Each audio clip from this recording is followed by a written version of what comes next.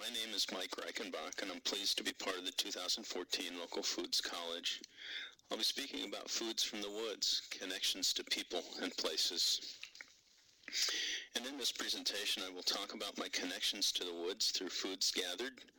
And as I present, I hope you will think about the foods you have gathered and the access to places to gather. I know that some of you are seeking to buy property or may already own property, and that's great. But what are the options if you don't own property?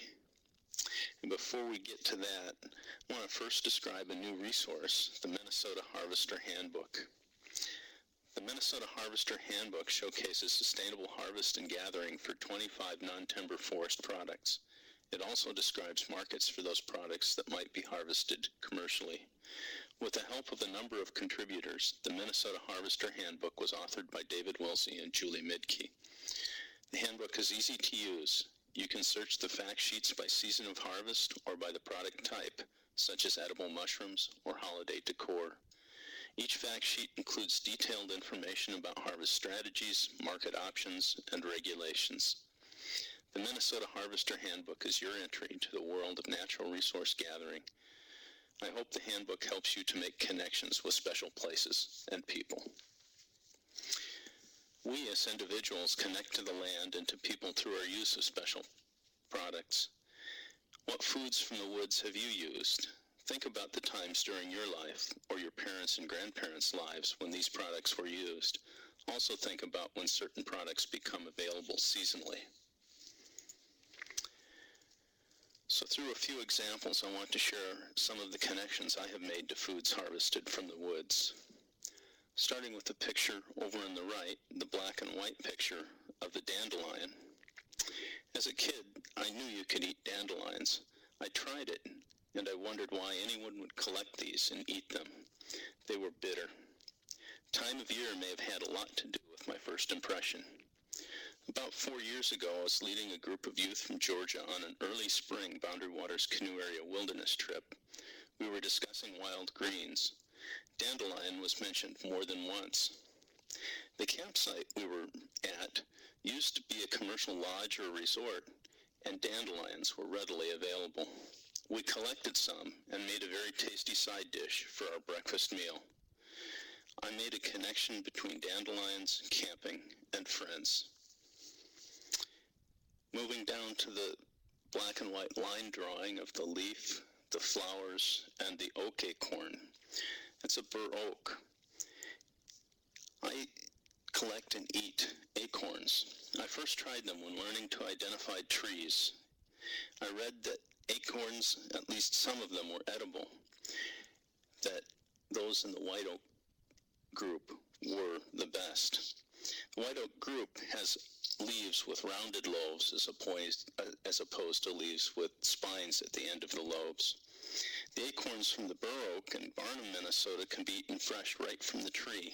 Other acorns need to go through a process that leaches the tannins, or the bitterness, out of them. I have made a connection here between eating oak acorns and my career as a forester. The top middle photo is of common plantain. To me, this has always been a weed. I was riding bicycle along a bike path in Chicago's forest preserves and went past several women collecting greens. I stopped to ask what type of greens they were collecting, and they replied, plantain. I asked my mom about the use of plantain because I was somewhat confused, and she said that yes, she had collected this for greens as a child during the Depression. So that helped me connect both to my mom and to the Depression, and also to access to land, which I'll talk about in the next few slides.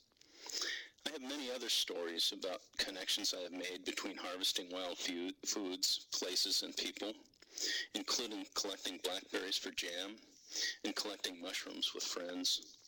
I'm sure you also have stories about collecting foods from the woods, and I hope you're able to share your stories with others.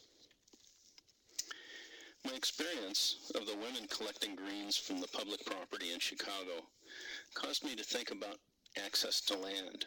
As I talked to them about their collection, I noticed that they were tentative or a little bit afraid of telling me what they were doing. And so the issue of access goes beyond a respect for private property or having a permit and following regulations regarding commercial and non-commercial harvest. It raises some questions about whether people in your community have access to land. Where might they get access, and what might be needed to allow access? Do people feel comfortable and safe if they were to collect food from the woods? As Minnesota's demographics shift, how might the use of the land for collection of wild foods change? How might it stay the same? I don't have the answers to these questions. I think they are important ones as we work in our communities on sustainable and safe access to food. In closing, harvesting wild foods is about our connection to the land, and it is about our relationship to others. My final comment is to harvest only what you need and think about those who will follow. You can contact me anytime at reich027@umn.edu. And if you're interested in the Harvester Handbook, you can find it online at z.umn.edu/harvesterhandbook.